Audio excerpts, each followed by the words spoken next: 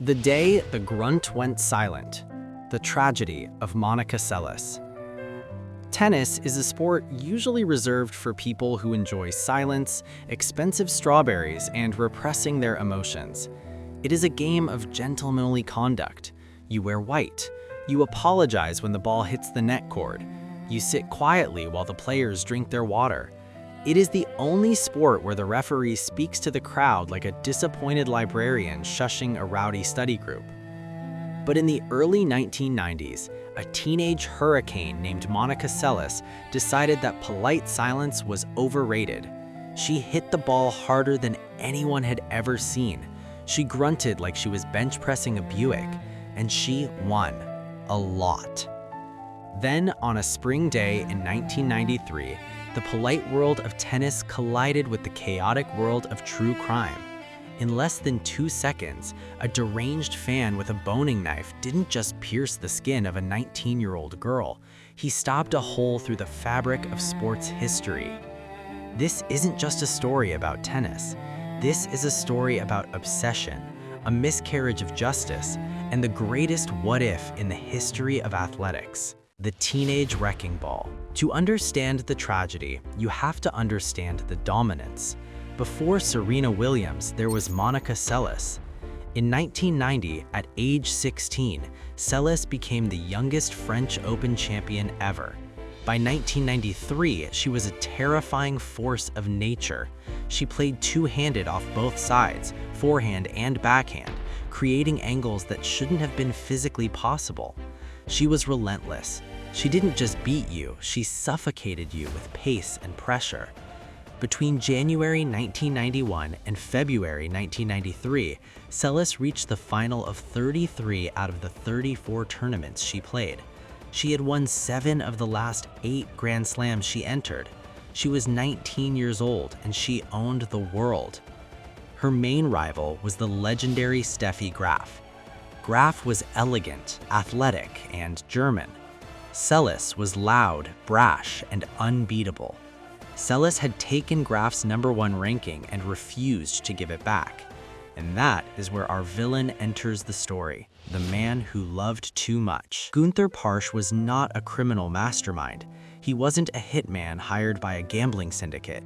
He was an unemployed 38-year-old lathe operator from East Germany who lived a lonely existence. Parsch had one love in his life, Steffi Graf. He worshipped her. And watching Monica Seles dismantle his idol tournament after tournament didn't just annoy him, it broke his heart. In his twisted mind, he deduced a simple, horrific solution. He couldn't make Steffi play better, he could make Monica stop playing. He decided he would hurt Seles, not to kill her, he later claimed, but to injure her enough that she would lose her ranking, allowing Steffi Graf to ascend to the throne once more. April 30th, 1993, the Citizen Cup. The scene was the Rothenbaum Tennis Club in Hamburg, Germany. It was a quarter-final match between Seles and Magdalena Malieva. Seles was cruising, leading 6-4, 4-3. It was the changeover. That mundane 90 seconds where players sit down, towel off, sip strange colored electrolyte drinks, and stare at the ground. Seles was leaning forward, catching her breath. The security was lax. Why wouldn't it be? This was tennis. The most dangerous thing that usually happened was a rogue champagne cork popping in the VIP box. Günter Parsch made his move. He slipped out of the crowd, walked down the aisle to the courtside barrier, and reached over the 3-foot wall behind Seles. He was holding a 9-inch boning knife. He plunged the knife between Seles's back blades. The sound that followed wasn't the signature Seles grunt. It was a sharp, confused cry. She stood up, clutching her back, her face contorted not in agony but in pure shock. Parsch prepared to stab her again, but was tackled by a security guard and Seles's brother. As Seles collapsed into the arms of officials, bleeding onto the clay, the world watched live. The golden age of innocence in women's sports died right there on the court in Hamburg, Germany. The physical wound versus the mental scar. The knife had penetrated 1.5 inches. Miraculously, it missed her lungs and spine. Physically, the doctors said she would heal in a few weeks. But Gunther Parsch didn't just attack her body, he shattered her mind. Imagine being 19, the best in the world at what you do, and realizing that you were not safe in your office. Seles developed post-traumatic stress disorder.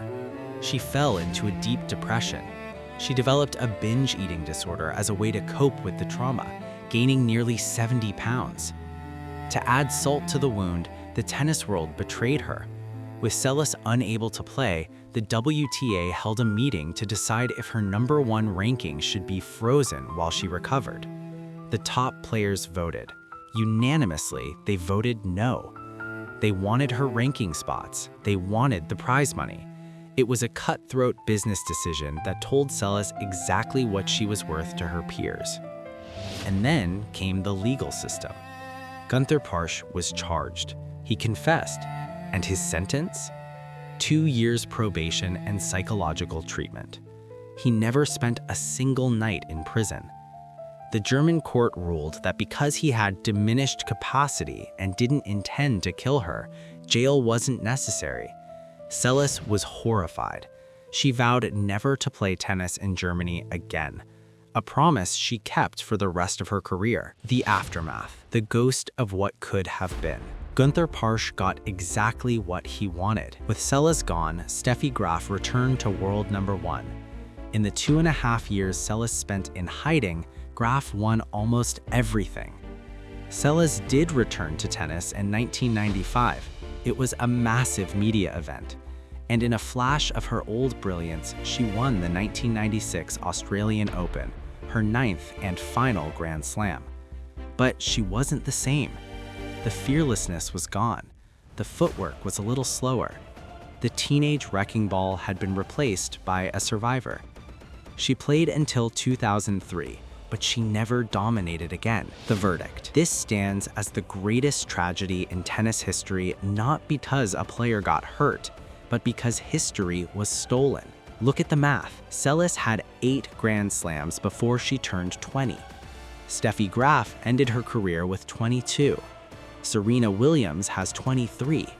Margaret Court has 24. If Seles hadn't been stabbed, she was on a trajectory to smash them all.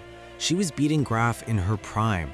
It is not unreasonable to think Seles could have won 20, 25, maybe even more majors.